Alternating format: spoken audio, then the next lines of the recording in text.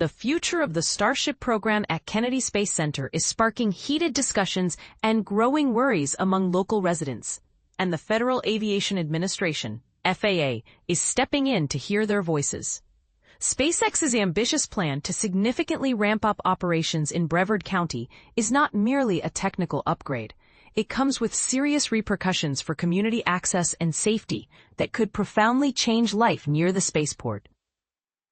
But here's where it gets controversial. The plan could shut down public access to Playalinda Beach for a staggering 60 days or more each year due to launch and landing restrictions. This raises challenging questions about public land use, safety priorities, and the real impact of these closures on the community's way of life. SpaceX intends to launch its massive Starship-Super Heavy vehicle up to 44 times annually from Pad 39A at Kennedy Space Center. This powerful combination, the Starship spacecraft sitting atop the Super Heavy booster, promises to revolutionize space travel. But such frequency demands increased restrictions. The FAA is currently in the midst of a thorough review, weighing factors such as environmental consequences and noise levels. But residents feel their concerns have yet to be addressed with full transparency.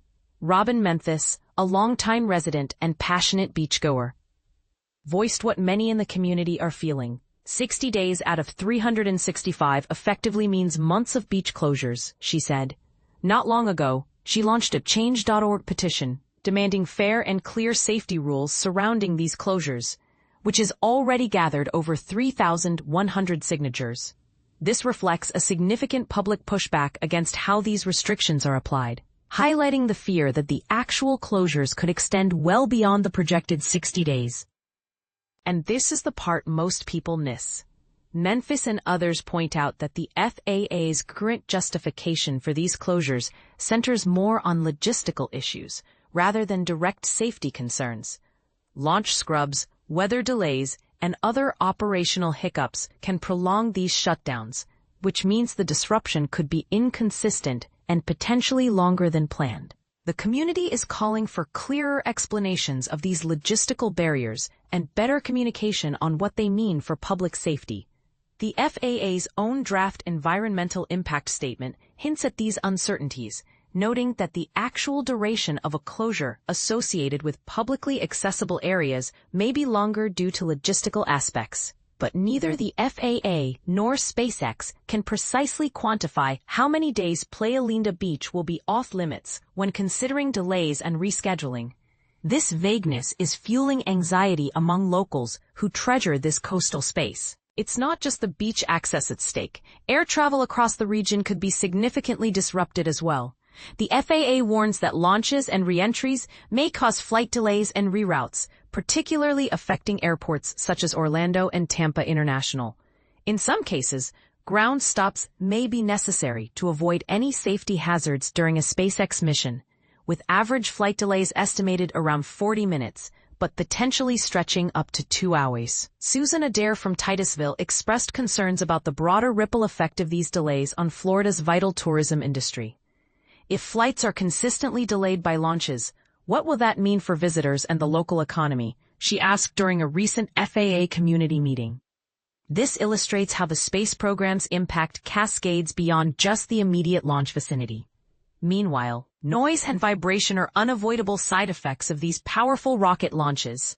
The FAA's impact statement reveals that as many as 82% of people living nearby might be awakened indoors by the noise during late-night operations.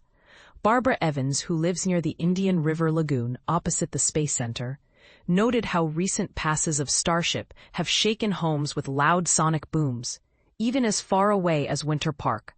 She worries about the increasing frequency interfering with residents' peace and sleep. But the discussion isn't purely about opposition. Evans, who together with her late husband previously fought to protect Playalinda Beach in the 1980s, reflected on the issue with nuance. We fully support the space industry because it brings good jobs and global recognition. We just need to find a way for space and community to coexist without one forcing the other out. She reminded attendees that NASA once set a precedent by building a road to maintain beach access, suggesting the possibility for compromise. Recognizing the intensity of community feelings, the FAA has scheduled multiple public meetings to gather input and address concerns directly. These meetings give local residents a platform to voice their perspectives, with each speaker allowed 3 minutes. The sessions include Thursday, August 28, 2025, from 1 p.m. to 3 p.m., and again from 6 p.m. to 8 p.m. at the Radisson Conference Center, Grande Caribbean, 8701 Astronaut Boulevard, Cape Canaveral. A virtual meeting on Wednesday, September 3, 2025, from 6 p.m. to 8 p.m. via Zoom, accessible through the FAA's official website. The situation invites a vital question. Should the push for groundbreaking space exploration take precedence, even if it means restricting public access to treasured natural areas and disrupting daily life? Or is there a fairer way to balance innovation with community needs? This debate, filled with passionate viewpoints and complex trade-offs, is far from settled. What do you think? Are the time and restrictions justified for progress? Or is the community's way of life being compromised too much? Share your thoughts below and join the conversation.